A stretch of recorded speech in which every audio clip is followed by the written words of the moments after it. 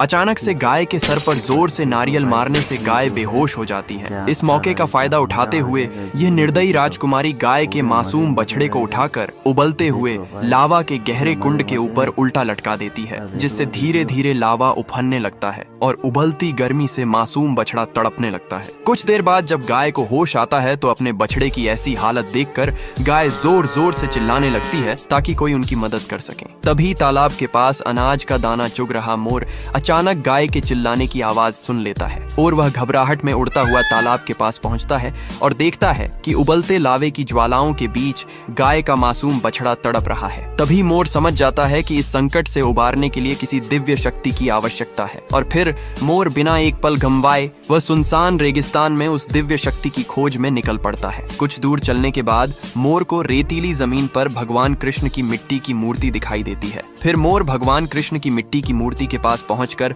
शांत भाव से बैठ जाता है और श्रद्धा से कृष्ण नाम का जाप करने लगता है। कुछ समय बाद बांसुरी की मधुर धुन के साथ भगवान कृष्ण प्रकट होते हैं और जब मोर भगवान कृष्ण को सारी बात बताता है तो वे बिना विलंब किए गाय के मासूम बछड़े के पास पहुंच जाते हैं। फिर भगवान कृष्ण सुदर्शन चक्र का आह्वान करते हैं और अगले ही पल सुदर्शन चक्र की दिव्य ऊर्जा लावा के उफनते कुंड को शांत कर देती है और मासूम बछड़े की जान बच जाती है। फिर गाय और उसका बछड़ा खुशी से नाचने लगते हैं, लेकिन फिर भी किसी ने भगवान कृष्ण की इस महान लीला को लायक नहीं किया।